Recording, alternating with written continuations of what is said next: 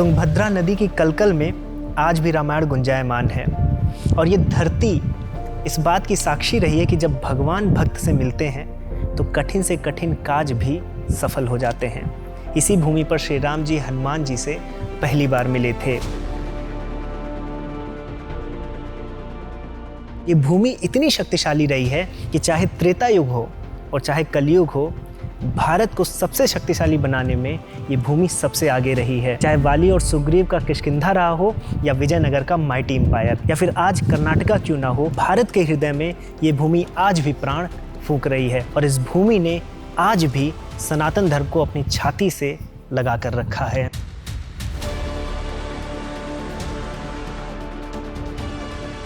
इसी भूमि से वानर सेना निकलती है जो श्री राम जी की रावण पर जीत को सुनिश्चित करती है। तो इस डैशबोर्ड में किष्किंधा की इस पावन भूमि पर हम श्री राम जी के पद चिन्हों को ट्रेस करेंगे और जानेंगे कि कठिन से कठिन परिस्थितियों में श्री राम ही वो शक्ति रहे हैं जो उत्तर भारत से दक्षिण भारत को एक सूत्र में बांधते हैं। और इस यात्रा पर हमारा मार्गदर्शन करेंगे स्वयं श्री पंकज सक्सेना जी, जिनका हिंदू इतिहास, शिल्प और वास्तु पर बेजोड़ पकड़ है। तो आइए हम्पी के इन भव्य मंदिरों की दिव्यता और इतिहास की गूंज को सुनते हैं, जहां पर हर पत्थर राम कथा कहता है।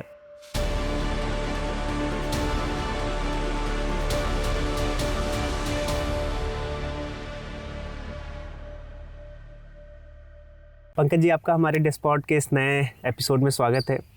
आज हमारा ऐसा सौभाग्य है कि हम्पी की इस अलौकिक नगरी के बीच में हम लोग बैठे हुए हैं। इतिहास में जो सबसे गौरवशाली एक तरह से कहा जाए हिंदू साम्राज्य रहा है विजयनगर, वो यहीं पर था। और शास्त्रों में जाएंगे तो श्री राम जी पहली बार हनुमान जी से इसी किष्किंधा क्षेत्र में मिले थे। तो प्रश्न मेरा यहीं से प्रारंभ होता है कि क्या सच में ये वही किष्किंधा क्षेत्र है जैसा कि रामायण में वर्णित है? जी देखिए, मान्यता तो यही है और हिंदुओं में मान्यता बहुत महत्व रखती है। हमारे यहाँ एक शब्द है, वेदों को हम श्रुति से जानते हैं, और एक फ्रेज़ है जिसे हम जन श्रुति कहते हैं कि श्रुति तो है ही, वो तो सर्वमान्य है, परंतु जन श्रुति भी क्या है कि जनता क्या मानती है, कि जो अभी हिंदू समाज है उसकी क्या मान्यता है। इसका अर्थ ये नहीं कि अगर बहुसंख्यक समाज जो भी मानने लगेगा वह सत्य होगा, परंतु हम जो एक धार्मिक समाज में जो मान्यताएँ रहती हैं उनको हमने सदैव जो है थोड़ा ध्यान दिया है। तो उसके अनुसार यह किष्किंधा ही है और यह श्री हनुमान की जन्मभूमि को ही माना जाता है। रामायण का जो एक्सेस है, ऐसा भी बताते हैं, वो उत्तर से दक्षिण की ओर है। अयोध्या से अगर हम आरंभ करें तो पूरा उत्तर प्रदेश, फिर जो आज छत्तीसगढ़ है मध्य प्रदेश से होते हुए और दक्षिण होते हुए हम कर्नाटक और फिर उसके बाद तमिलनाडु, श्रीलंका तक जाते हैं। तो कर्नाटक में जो सुंदरकांड और इस तरह के जो भी घटनाएं हुई हैं उसमें वह इसी क्षेत्र में हुई हैं। श्री हनुमान की यह जन्मभूमि इसको माना जाता है। यहाँ पास में ही अंजनाद्रि पर्वत भी है जो अमुक स्थान जिस पर उनका जन्म हुआ है। तो पहली बात तो ये कि मान्यता ये है। दूसरा कि अगर आप अभी इंटरनेट पर भी सर्च करेंगे, पुस्तकों में भी ढूंढेंगे, तो ऐसा पाएंगे कि कुछ जो शोधकर्ता हैं उनका मत थोड़ा भिन्न है कि किष्किंधा और कहाँ है, और कहाँ किसी दूसरे स्थान पर किष्किंधा भी माना जाता है वहाँ पर। और यह भी कहा जाता है कि क्या श्री हनुमान का जन्म किष्किंधा में हुआ था या कहीं और हुआ था। तो ऐसी भिन्न भिन्न मान्यता है। परंतु मैं आपको यह बता दूँ, ये बड़ी एक दुर्लभ बात है हिंदुओं के बारे में, हिंदू समाज के बारे में, कि हमें इससे अंतर नहीं पड़ता कि एक ही जन्म स्थान या एक ही स्थान होना चाहिए और एक ही असली स्थान है, बाकी नकली स्थान है। यह मैं कह सकता हूँ कि एक ऐसा ही मान सकता है। जिस प्रकार से मैं आपको एक घटना से इसका उद्धृत करता हूँ जिससे आपको यह समझ में आएगा। शबरी ने जहाँ श्री राम को बेर खिलाए थे, मैं स्वयं ऐसे 3 से 4 स्थल पर जा चुका हूँ और उनमें से किसी को भी यह नहीं लगता कि उनका जो स्थान है वह नकली है, उनका स्थान जो है वह प्राथमिक नहीं है। तो इसी प्रकार से हम पंच कैलाश की बात करते हैं। तो एक बार जब मैं हिमाचल प्रदेश के चंबा ज़िले में जब दर्शन करने जा रहा था मंदिरों के, तो मेरे ड्राइवर ने बोला कि अब हम जो अगला टर्न लेंगे, अगले मोड़ से हमें कैलाश दिखेगा। तो मैंने कहा कैलाश? क्या हम इतने निकट आ गए हैं कि हमको चीन का कैलाश दिख रहा है? क्या असली कैलाश दिखेगा? तो जब मैंने असली कैलाश बोला तो उसने मेरी ओर इस भांति देखा जैसे कि मैं कोई अनपढ़ गंवार हूँ, और उसका क्योंकि मत ये था कैलाश, और जो उसका उत्तर था वह कहता है कि कैलाश तो कैलाश होता है, ये असली और नकली क्या होता है। तो एक हिंदू एक ही साथ में, और ऐसा नहीं है कि उसको नहीं पता कि तिब्बत में कैलाश नहीं है। परंतु उसके बाद भी उसको यह कैलाश भी असली लगता है, वह कैलाश भी असली लगता है। इसको शोधकर्ताओं ने अंग्रेजी में सेक्रेड ज्योग्राफी कहा है। और कैसे हम सेक्रलाइजेशन करते हैं, जिस प्रकार से थाईलैंड की राजधानी 17वीं 18वीं शताब्दी तक अयोध्या हुआ करती थी, जो आज भी बैंकॉक से कुछ 70-80 किलोमीटर दूर अयोध्या है। इसी प्रकार से तमिलनाडु में जो कांचीपुरम है उसका नाम काशी के ऊपर पड़ा है, जो मदुरई है उसका नाम मथुरा के ऊपर पड़ा है, और जो मेकोंग है जो साउथ ईस्ट एशिया की, दक्षिण पूर्व एशिया की सबसे बड़ी नदी है, उसका नाम माँ गंगा का अपभ्रंश है। जो ब्रुनई आज एक इस्लामिक देश है, उसकी जो राजधानी है वो कहते हैं बांदर सेरी भगवान, हनुमान के नाम पर ही वह नगरी है। तो एक हिंदू को इससे समस्या नहीं होती कि एक ही उनका जो स्थल है वह कई बार हो, क्योंकि उसके लिए केवल हिस्ट्री नहीं है, यह इतिहास भी है। और इतिहास का कार्य है कि धर्म का उपदेश सदैव फैलाते रहना, और जो यह भूमि है जहाँ जहाँ सनातन धर्म जाए, जहाँ जहाँ हिंदू धर्म जाए, वहाँ इस भूमि पर जो धर्म का उपदेश है वह फैलता रहे। और अगर हम काशी, अयोध्या, मथुरा जैसे नगर बनाते रहेंगे और वहाँ उनके जो लेजेंड हैं, उनकी जो कथाएं हैं, उनके जो मिथक हैं, उनको फैलाते रहेंगे तो धर्म का उपदेश भी फैलेगा। तो इसी श्रृंखला में हमें किष्किंधा को भी देखना चाहिए। हालांकि हिस्ट्री की भी दृष्टि से देखें तो लगभग सारे शोधकर्ता, जो बहुसंख्यक शोधकर्ता हैं, वह कहेंगे कि यही किष्किंधा है, क्योंकि जिस प्रकार के विवरण हैं, जिस प्रकार के भूगोल के विवरण हैं, यह भूगोल उससे तो बिल्कुल मेल खाता है। और हम तो हजारों वर्षों पहले की बात कर रहे हैं, अभी ज़्यादा नहीं, कुछ सैकड़ों वर्षों भी हम पीछे जाएं तो अभी एक छोटा सा एग्जांपल मैं आपको दूं। अभी मैं पहला ही डेस्पॉट कर रहा था, तो उसमें छत्रपति संभाजी महाराज की जो समाधि है जी, वो भी 2 जगह पर है जी।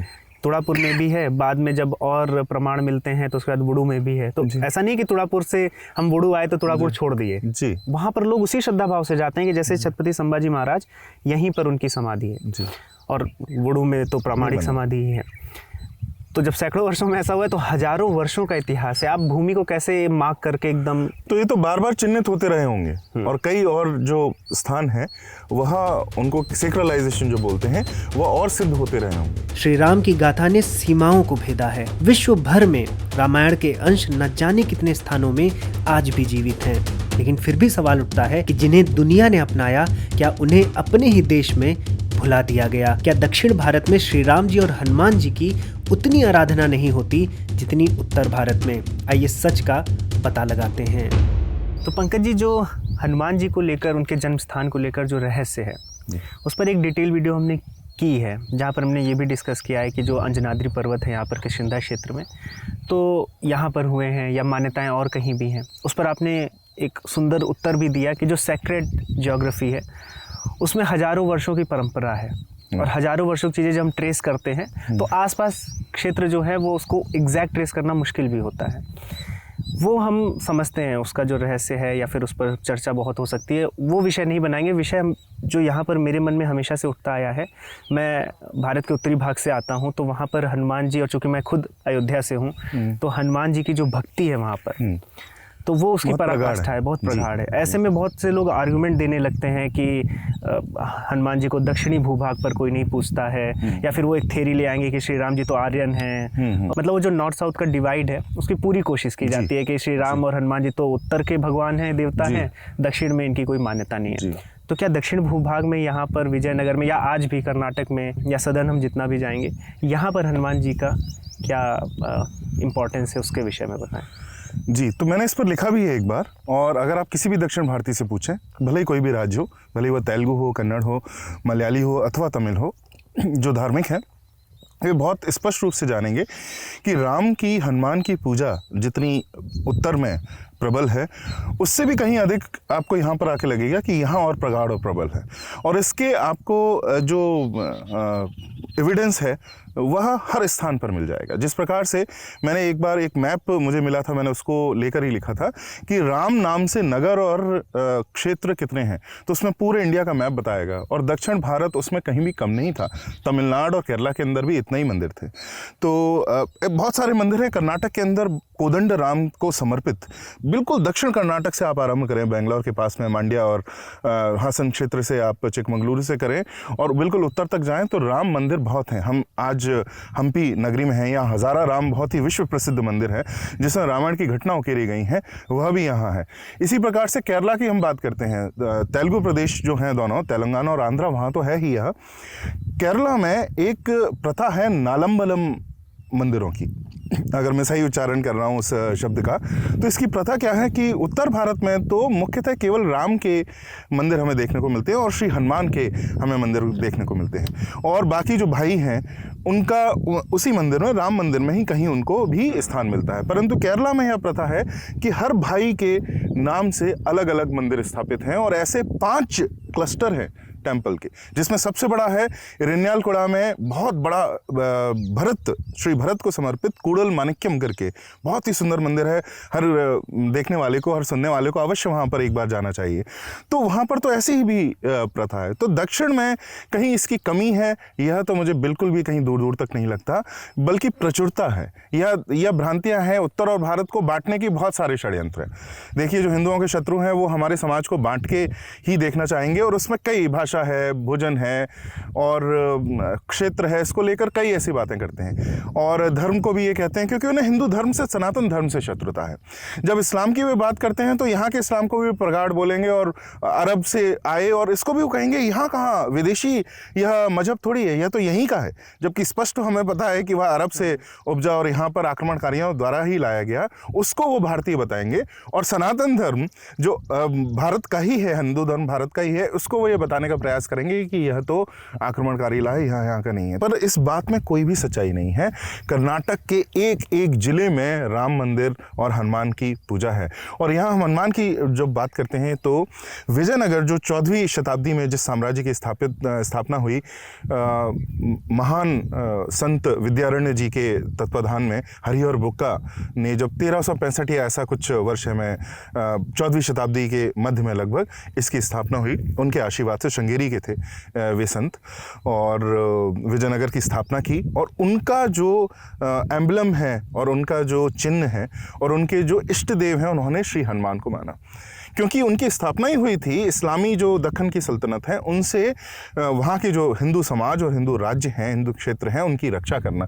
और इसमें उन्होंने यह समझा कि जो श्री हनुमान का ब्रह्मचारी शौर्य है वह उनके लिए बहुत प्रेरणादायक है। तो उसको उन्होंने अपने सर माथे लेकर और उनकी पूजा को, उनके लिए कई मंदिर बांधे। तो ये हिंदू समाज की एक और प्रथा भी रही है कि जब जिस देवता की अधिक आवश्यकता होती है, स्वतः ही हम देखते हैं कि उसकी पूजा आराधना उस समय में और बढ़ने लगती है। जैसे इस समय में आप देख रहे हैं कि वराह बार बार प्रकट हो रहे हैं किसी न किसी रूप में, और इस तरह के कई उग्र देवता जो हैं वे प्रकट हो रहे हैं, क्योंकि हो सकता है कदाचित इस समय की वह आवश्यकता है। तो इस प्रकार से मध्य युग में श्री हनुमान सदैव हमारे लिए बड़े पूजनीय थे और हर क्षेत्र में पूजे जाते हैं। पर हम देखते हैं कि लगभग मध्य युग में जब इस्लामी आक्रमण बहुत हो रहे हैं, तब श्री हनुमान की पूजा और भी तेज हो जाती है। उनके इंडिपेंडेंट मंदिर बहुत सारे बांधे जाने लगते हैं। उत्तर में हम देखते हैं श्री गोस्वामी तुलसीदास जी जब रामचरितमानस की रचना करते हैं, तो उससे श्री राम की जो पूजा और उनका जो समुदाय है वह तो बढ़ता ही है, पर श्री हनुमान का पूजा भी बहुत बढ़ती है। क्योंकि उन्होंने, बहुत कम लोगों को ये पता है आज युवा को, कि उन्होंने केवल ग्रंथ नहीं लिखे, उन्होंने अखाड़ों की प्रथा में भी एक और संत के साथ मिलकर अखाड़ों की प्रथा को भी बहुत आगे बढ़ाया है। और वहाँ अखाड़े में वर्जिश होनी चाहिए, वहाँ ब्रह्मचारी होने चाहिए जो कि शरीर जिनका बहुत प्रबल हो, और जब सड़क पर उनकी बेटियों को, बहनों की रक्षा की आवश्यकता पड़े आतताइयों से, और उस समय ऐसा बहुत हो रहा था, तो उनसे वे गली में रक्षा कर सकें। तो यह प्रथा उन्होंने श्री हनुमान की, और इसमें ब्रह्मचर्य चाहिए। देखिए, अगर वो नहीं होगा तो क्या होगा कि हो सकता है रक्षक ही भक्षक बन जाए, कि अगर आप वह एक उच्च नीति को नहीं पालन अगर कर रहे हैं तो आपको ही जो है मति भ्रम हो जाएगा और आप ही बहुत कुछ बुरा करने लगेंगे। तो ब्रह्मचारी होके अपने समाज की जो स्त्रियों हैं उनकी रक्षा करने की प्रथा श्री हनुमान से प्रेरणा लेके, क्योंकि श्री हनुमान ऐसे ही हैं जो स्वयं तो ब्रह्मचारी हैं, पर उनमें इतनी शक्ति है कि वह पूरे विश्व की रक्षा कर सकते हैं। विजयनगर ने भी इसी को, इस सिद्धांत को ही अपने आत्मसात किया और उसको लेकर ही वे आगे बढ़े। हम्पी के पत्थरों से जन्मी हर मूर्ति, हर शिल्प हमारे पूर्वजों के समर्पण की अमर भाषा है। प्रभु श्री राम के प्रति इस प्रेम का चरम हमें एक ऐसे मंदिर में मिलता है जहां श्री राम की कथा 1000 से भी अधिक शिल्पों में गढ़ी गई, और हर शिल्प पर गढ़ने वालों ने अपनी श्रद्धा का भाव अंकित कर दिया। आइए आप भी इस प्रेम और श्रद्धा के साक्षी बनिए। पंकज जी, आपने जैसा बताया कि भारत के जो दक्षिणवर्ती भाग भी रहे हैं, तो यहाँ भी हनुमान जी का आह्वान किया गया है। हाँ जी। यहाँ के भी लोगों को पता था, क्योंकि शास्त्रों में, और वही शास्त्र उत्तर भारत में है, वही दक्षिण भारत में है, एक सूत्र में बांध रहे हैं। यहाँ के मंदिरों से क्या कुछ ऐसी बातें पता चलती हैं? क्या राजाओं ने यहाँ के मंदिरों में श्री राम जी को और हनुमान जी पर कुछ विशेष किया है? उसके विषय में बताएं। जी, हम्पी और विजयनगर साम्राज्य जो था, आज जो उसके जो हम कह सकते हैं रुइंस जो बचे हैं, जो अवशेष बचे हैं, उनमें जो सबसे प्रसिद्ध मंदिर है उसको हम हज़ारा राम मंदिर बोलते हैं। यह मंदिर हम्पी के सबसे प्रमुख मंदिरों में से एक है। हम इसको हज़ारा राम मंदिर इसलिए बोलते हैं क्योंकि यहाँ रामायण की कथा उकेरी गई है। इनकी जो भित्ति दीवारों पर रामायण की भिन्न भिन्न प्रसंग उकेरे गए और बहुत सुंदर उनकी अभिव्यक्ति है। जिस प्रकार से एक पैनल में आप देखेंगे कि जो श्री राम है वो वाली का वध कर रहे हैं, और यहाँ पर एक अलग कथा प्रचलित है कि वाली का वध तभी हो सकता था जब एक सर्प है, सर्प के पीठ पर 7 दूब उगे हुए हैं और घास उगे हुए हैं, और अगर वे तीर मारेंगे तो उन 7 में से एक 7वां तीर होके जाना चाहिए, तब वाली को लगेगा, तभी वह जो है उसकी उनका वो वध कर पाएंगे। तो ऐसी कथा वहाँ हमें देखने को मिलती है। तो उसमें यह है एक प्रसंग कि वो सांप के पूंछ पर पैर रखते हैं और सांप सीधा हो जाता है, तो 7 जो दूब हैं वो एक दिशा में आ जाते हैं और उनसे तीर भेद के फिर वाली को लगता है। तो इस प्रकार की कई कथा हैं। सुग्रीव जो मैत्री है वह है, और इस तरह के जो किष्किंधा कांड में बहुत सारे जो प्रसंग हैं वो प्रसंग हमें उकेरे हुए मिलते हैं, और भागवत पुराण के भी उसमें हमें अवशेष मिलते हैं। तो इस प्रकार से राम के हज़ारा राम मंदिर हैं, और भी कुछ छोटे, जैसे कोदंड राम मंदिर यहाँ पर है, ऐसे और भी छोटे राम के मंदिर हैं। और हम आज जो हम्पी आप देखते हैं, यह विजयनगर का 10% ही इसके अवशेष बचे हैं। तो अगर इसको आप 9 गुना 10 गुना और कर लीजिए तो आप सोचेंगे कि आपको समझ में आ जाएगा कि यहाँ श्री राम के और कितने प्रतिमाएं और कितने मंदिर रहे होंगे, क्योंकि हनुमान तो इनके श्री हनुमान को तो वो अपना प्रेरक मानते ही थे, अपने देवता इष्ट देव मानते ही थे, और इसलिए राम की भी यहाँ बहुत पूजा होती थी। इनफैक्ट आपके साथ मैं कर्नाटक घूम रहा हूँ, तो जहाँ हम वैष्णव मंदिर, शैव मंदिर भी देख रहे हैं, तो मैं जब लोकल गांव के मंदिरों में जा रहा हूँ तो मैं देख पा रहा हूँ कि श्री राम जी और हनुमान जी को कितने प्रेरणादायी यहाँ पर भी सभी मान रहे हैं। जी जी, राम, हमने जैसे चर्चा की कि राम के मंदिर यहाँ हर स्थान पर है, हर राज्य में, हर जिले में। जब विजयनगर साम्राज्य की आप बात कर रहे हैं, श्री राम के वो भक्त रहे, हनुमान जी को प्रेरणा मानते थे, तो जैसे अभी रामनवमी आने वाली है और हम सब धूमधाम से रामनवमी मनाएंगे, तो वो राजा भी क्या रामनवमी बहुत हर्षोल्लास, यहाँ पर त्योहार बहुत हर्षोल्लास से मनाए जाते थे, इसके बड़े प्रमाण हैं। तो यहाँ पर एक महानवमी डिब्बा करके भी है। डिब्बा का अर्थ यहाँ पर एक प्लेटफॉर्म है, बहुत बड़ा। आज तक मैंने जितने भी मंदिर देखे हैं शायद इतना बड़ा एक प्लेटफॉर्म नहीं देखा। तो उस पर राजन बैठते थे, उनके उस पर कई सारे खेल, कई सारे नाट्य होते थे, और उस पर और बहुत सारे त्यौहार मनाए जाते थे। और कई बार क्या होता था कि जो सेना निकल रही है और आप बाकी जो त्यौहार नीचे जो मनाए जा रहे हैं, नीचे जो प्रांगण में मनाए जा रहे हैं, राजा उस पर अपने पूरे परिवार के साथ, अपने रेटिन्यू के साथ बैठकर वहाँ देखते थे। तो उसको महानवमी डिब्बा बोलते हैं। नवरात्रि यहाँ बहुत महत्वपूर्ण रूप से मनाई जाती थी, और रामनवमी भी एक त्यौहार था जो विजयनगर साम्राज्य बड़े धूमधाम से मनाता था। तो यहाँ पर भी एक मतलब पूरी परंपरा रही है, एक जैसे श्री रामचंद्र जी सूर्यवंशी हैं, तो राजाओं ने भी उससे जोड़ते हुए अपनी वो परंपरा को आगे बढ़ाया है। जब हम साथ में बैठे थे एक बार, आप, रामकृष्ण जी, हम मंदिरों पर चर्चा कर रहे थे, आर्किटेक्चर की बात कर रहे थे, तो हमने वहाँ पर नागर द्रविड़ शैलियों की बात की थी। उसके बाद अभी हम और भी जगहों पर जाएंगे, होयसड़ जाएंगे, तो वहाँ की भी मंदिर की शैलियाँ हैं। तो जो यहाँ के मंदिर हैं हम्पी में, उन शैलियों पर चर्चा करेंगे इस डेस्पॉट में आगे। और जो हमारी टीम में सजल हैं वो तो आर्कियोलॉजिस्ट भी हैं, आर्कियोलॉजी में उनका मास्टर्स भी है, और बहुत अच्छे से टेम्पल आर्किटेक्चर के वो स्टूडेंट रहे हैं, और आप इतना गहन अध्ययन किए।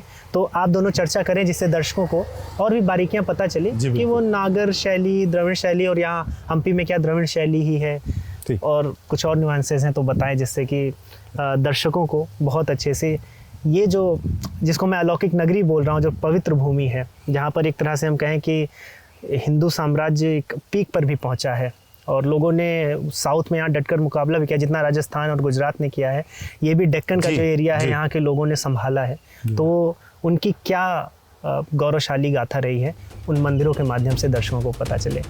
विविधता में एकता, यही तो भारत की आत्मा है। हम अनगिनत परंपराओं, भाषाओं और आस्थाओं से जुड़े हैं, फिर भी एक अखंड राष्ट्र हैं। यही भावना हमारे मंदिरों की कला में भी झलकती है। विजयनगर साम्राज्य ने मंदिर कला में नए आयाम जोड़े, जिनकी भव्यता आज भी गौरवगान कर रही।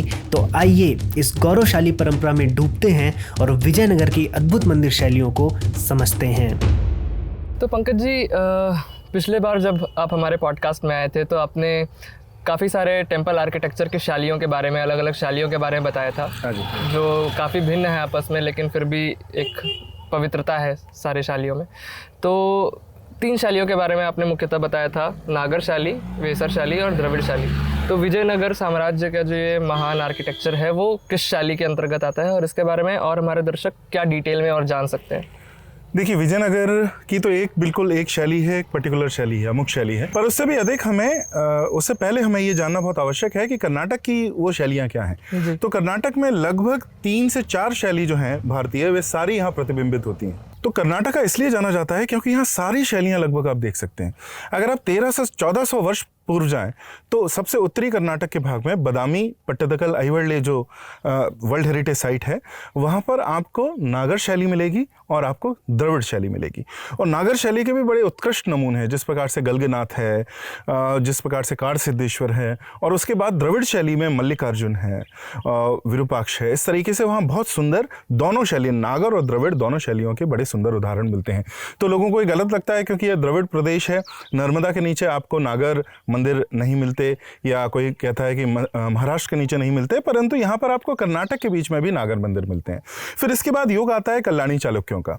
कल्याणी चालुक्य जो है वो बिल्कुल मध्य कर्नाटक में, आज जो वहाँ पर गदग, हवेरी, हुबली के जो नगर हैं, यहाँ इनके आसपास कल्याणी चालुक्यों का राज रहा, और उन्होंने एक नई विधा को जन्म दिया जिसको हम वेसर कहते हैं। तो नागर शैली उत्तर में, द्रविड़ शैली दक्षिण में, और इन दोनों का हम कह सकते हैं कि मिला जुला स्वरूप है जो वेसर शैली है। तो वेसर शैली जिसको होयसड़ साम्राज्य ने आगे चरम पर पहुंचाया, उसका आविष्कार जो है वह कल्याणी चालुक्यों ने किया। तो वेसर इनके नागर और द्रविड़ के बीच में है, उसमें नागर और द्रविड़ दोनों शैलियों के मिले जुले स्वरूप आपको दिखते हैं। थोड़ा सा जो शिखर है वो घूमा हुआ आपको दिखता है, और भी कई सारे, और पिरामिड की तरह उसमें टियर भी हैं, स्तर भी हैं।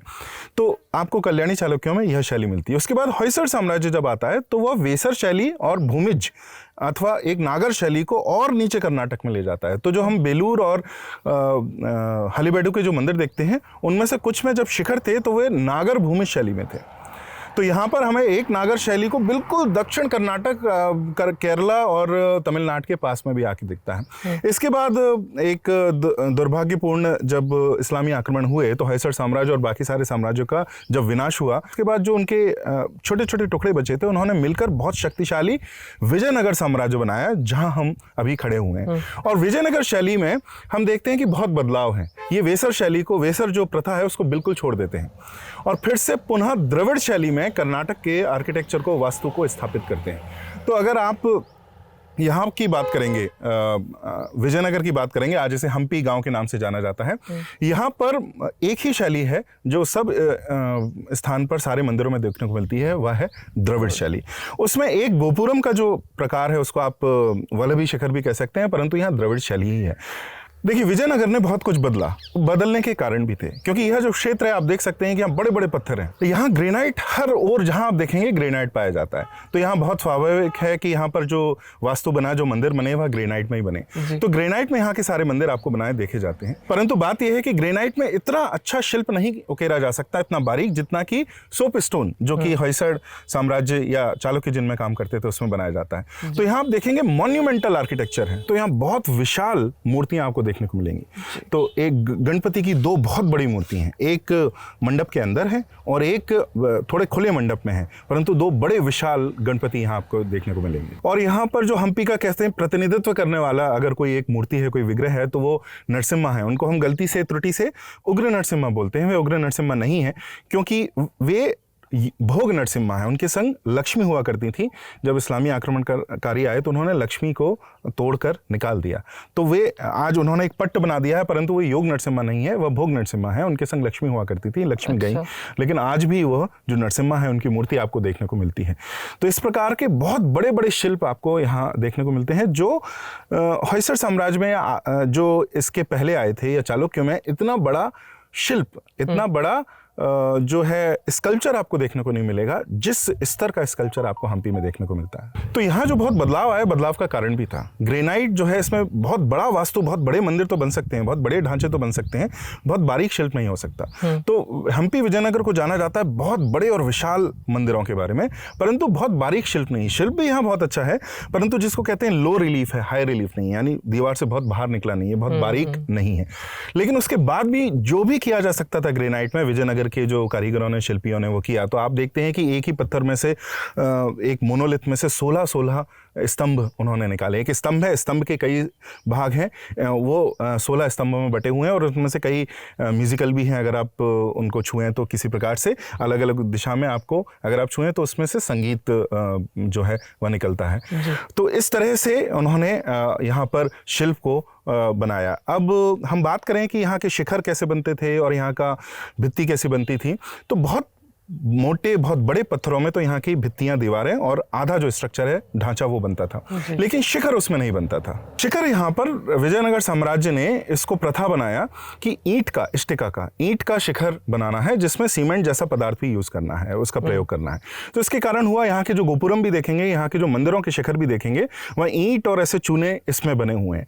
तो वे थोड़ा शीघ्र नष्ट होते हैं, बजाय कि जो पत्थर का जो बाकी का ढांचा है, जो दीवारें हैं, जो भित्तियां हैं, जो बाकी जो शिल्प है, वो इतने आसानी से नष्ट नहीं होता, परंतु जो शिखर हैं वो बहुत आसानी से नष्ट होते हैं। तो जब इस्लामी आक्रमणकारियों ने यहाँ पर आक्रमण किए तो शिखर बहुत, लगभग सभी मंदिरों के नष्ट हुए। तो एक ये प्रथा ये भी यहाँ आपको देखने को मिलती है कि आधा मंदिर जो है वह पाषाण में है, पत्थर में है, और आधा मंदिर ईंट में है। जी, इसका मतलब आप ये समझाना चाह रहे हैं कि जो गोपुरम है, जैसे उसका जो बेस है वो मोनोलिथ का बनेगा, वो पत्थर का बनेगा। मोनोलिथ हो या ना हो, परंतु पत्थर का बनेगा। हाँ। और जो उसके ऊपर जहां तक दीवार खिंची हुई है, जो परकोटा खिंचा है, वो तो पत्थर का ही बनेगा। अब दीवार के स्तर के ऊपर जो गोपुरम, जो शिखर खींच रहे हैं वो ईंट का बनाएंगे। इसी प्रकार से जब मंदिर बनाएंगे तो मंदिर की दीवारें हैं, वहां तक तो स्ट्रक्चर सारा पत्थर का ही बनेगा। मंदिर के ऊपर जो गोपुरम, जो वो शिखर वो खींचते हैं, जो विमान जो बनाते हैं, वो ईंट का बनाते हैं।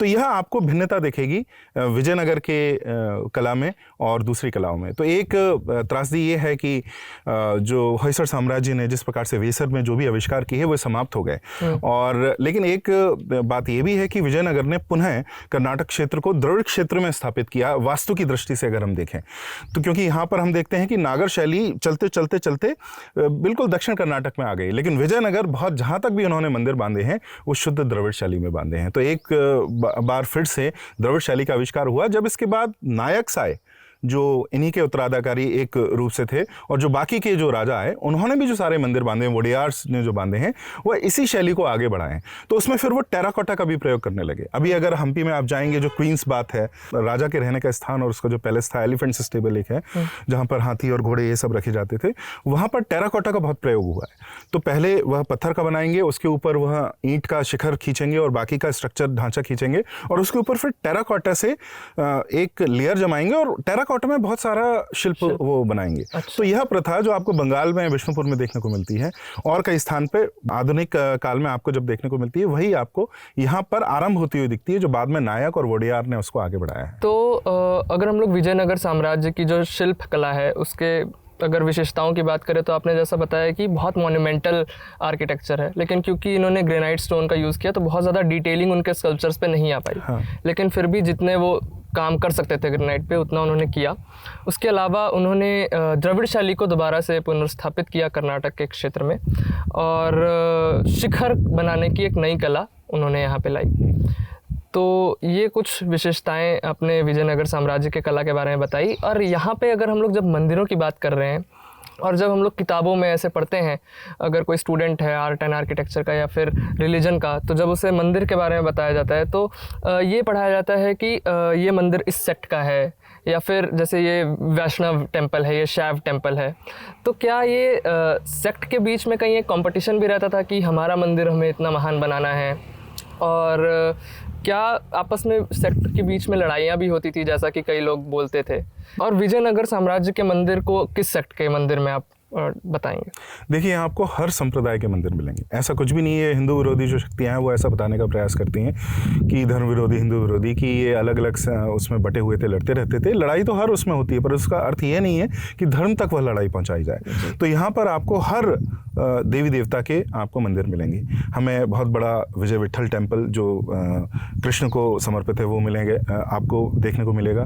एक और कृष्ण मंदिर है, राम मंदिर, हज़ारा राम मंदिर है, कोदंड राम मंदिर है, राम मंदिर और भी हैं, वीरभद्र को समर्पित हैं अथवा शिव के जो एक स्वरूप हैं उनको समर्पित हैं, सीधे शिव को समर्पित हैं, चंद्रशेखर को समर्पित हैं, सरस्वती को समर्पित हैं, शक्ति को समर्पित हैं।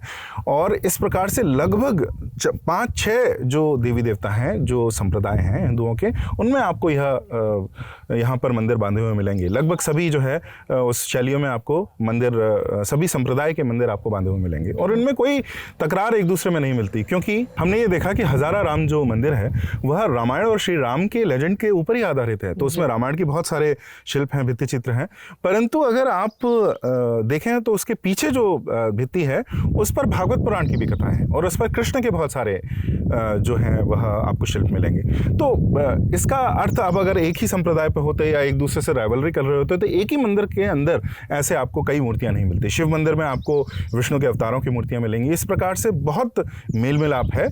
हिंदू परंपरा यह है, पंचायतन मंदिर का जो सिद्धांत है वह यही है कि जितने भी संप्रदाय हैं, किसी एक संप्रदाय का अगर प्रधान मंदिर बने, किसी एक देवालय बने किसी एक स्थान पर, तो ऐसा ना हो कि वहाँ के लोग यह समझने लगें कि हमारे ही देवता पूजने लायक हैं, दूसरे के देवता नीचे हैं, हमारे देवता ऊपर हैं। इसलिए बाकी 4 देवताओं के भी चारों ओर मंदिर बांधे जाते थे। और इसमें पंचायतन में कौन 5 है यह बदलता रहता था। उसमें कुछ शिव, विष्णु और शक्ति यह तो कॉमन ही रहते थे। फिर कई जगह कार्तिकेय और गणपति, कई जगह सूर्य और गणपति, इस प्रकार से अलग अलग उसमें देवता आते थे। परंतु यह पंचायतन शैली भारत के हर कोने में आपको मिलेगी। आपको गुजरात में मिलेगी, आपको यहाँ दक्षिण में मिलेगी, आपको तमिलनाडु में मिलेगी, आपको खजुराहो में मिलेगी। और लोग नहीं जानते कि त्रिपुरा में भी बहुत सुंदर हिंदू मंदिर हैं। वहाँ पर एक नदी है गोमती नदी में आप अगर स्टीमर से जाएं, वहाँ पर जाने का ऐसा पैदल रास्ता भी नहीं है, तो आपको रेन फॉरेस्ट के बीच में दीवार पर एक पंचायतन शैली के 5 देवताओं के आपको जो है वो शिल्प मिलेंगे। रॉक कट स्कल्पचर आपको मिलेगा। तो यही हमें हम्पी में देखने को मिलता है। यह हमारे समाज की एकता, हिंदू समाज की एकता का बहुत बड़ा परिचायक है। जी, तो अभी जैसा आपकी बात से मैं समझ पा रहा हूँ कि भले ही एक मंदिर का जो प्रधान विग्रह है वो किसी एक देवता का हो, लेकिन उसको एक सेक्ट में बांध के रखना सही नहीं है। और अगर वो भले एक शैव मंदिर हो, लेकिन उसमें आपको विष्णु जी के अवतारों के आपको चित्र और उकेरे हुए मिल सकते हैं। जी। और मतलब ये है कि सभी देवताओं को एक यूनिटी में बांधने की हमेशा यहाँ पे कोशिश रहती है। उनके अनुयायियों को, क्योंकि देवता में तो एकता है ही, उनके अनुयायी ये ना समझने लगे कि हम अलग हैं या कोई ऊंचा है और हम नीचे हैं या हम ऊपर हैं कोई दूसरा नीचे है, ऐसा उनमें भाव ना आए। क्योंकि अंतर तो हम दूसरे में आते ही हैं, एक दूसरे में एक परिवार के अंतर भी बहुत सारे अंतर आते हैं। कुछ लोग जब साथ में रहेंगे तो अंतर आएंगे ही, पर उसमें ऊंच नीच ना हो इसका ध्यान रखा जाता था। तो पंकज जी, आपने बहुत ही सुंदरता के साथ यहाँ के कलाकृतियों को और यहाँ के मंदिरों के बारे में हमें बताया है, और कैसे किष्किंधा जो कि रामायण जैसे एक बहुत बड़े महाकाव्य के काफ़ी इम्पॉर्टेंट जो इवेंट्स हैं उनका साक्षी रहा है ये प्लेस। जी। और उसको हमारे पूर्वजों ने अपने मंदिरों में उकेरा भी है उन सारी घटनाओं को। उसके अलावा हमने इस डेस्पॉट में ये भी जाना कि कैसे श्री राम जी ने पूरे देश को एक सूत्र में बांधा है। अभी जो ये नैरेटिव चलता है कि वो आर्य थे और द्रविड़ों में उनकी उतना महत्व नहीं है जितना नॉर्थ इंडिया में है, तो ये सब बिल्कुल बकवास बातें हैं और ये सब बस डिवाइड करने के लिए ही ये सारी चीज़ें एक प्रोपेगेंडा के थ्रू बताई जाती हैं। बिल्कुल। तो यहाँ पे भी श्री राम जी के बारे में हमने देखा कि उतनी ही भक्ति है जितनी हम नॉर्थ इंडिया में देखते हैं। तो जो श्री राम जी की नगरी अयोध्या मानी जाती है, सिर्फ वही नहीं, वो जहाँ जहाँ गए, जहाँ जहाँ लोग उनसे इंस्पायर हुए, उन सब ने अपने भक्ति भाव से अपने नगरी का नाम अयोध्या के नाम के ऊपर रखा। ये सारी बातें आपने बताई हमें। हमारे साथ इस डेस्पॉट में जुड़ने के लिए बहुत बहुत धन्यवाद।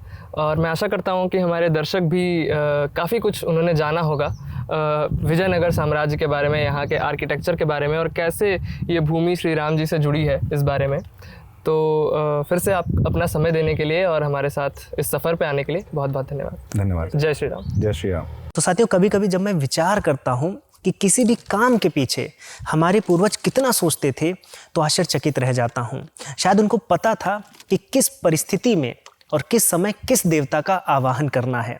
जब मुगल उत्तर भारत में पहुंचे तो जहां उत्तर भारत में तुलसीदास जी ने हनुमान जी का आवाहन किया, तो वही मुगल, वही इस्लामिक आक्रांता जब दक्षिण भारत में पहुंचे तो विजयनगर ने भी हनुमान जी को अपने सर माथे लगा लिया और जय श्री राम की आध्यात्मिक गूंज पूरे भारत में दौड़ पड़ी। और इस परात्पर ब्रह्म श्री राम जी की शक्ति ने हर एक व्यक्ति को इस अत्याचार के विरुद्ध एकजुट किया, संयुक्त किया, जिससे आज भी ये हमारी विरासत हमारे बीच में उपस्थित है। हम्पी की ये शौर्य भूमि आज भी ये संदेश देती है कि संस्कृति केवल इतिहास में नहीं बल्कि हमारे संकल्पों में होती है, और जब तक ये संकल्प जिंदा रहेगा तब तक सनातन भी अमर रहेगा। साथियों, मैं आपसे विदा लेता हूँ, लेकिन जल्द ही ऐसी ही किसी यात्रा पर फिर से दिखूंगा, भारत की विरासत को, भारत की संस्कृति को पुनर्जीवित करते हुए। तब तक के लिए जय श्री राम।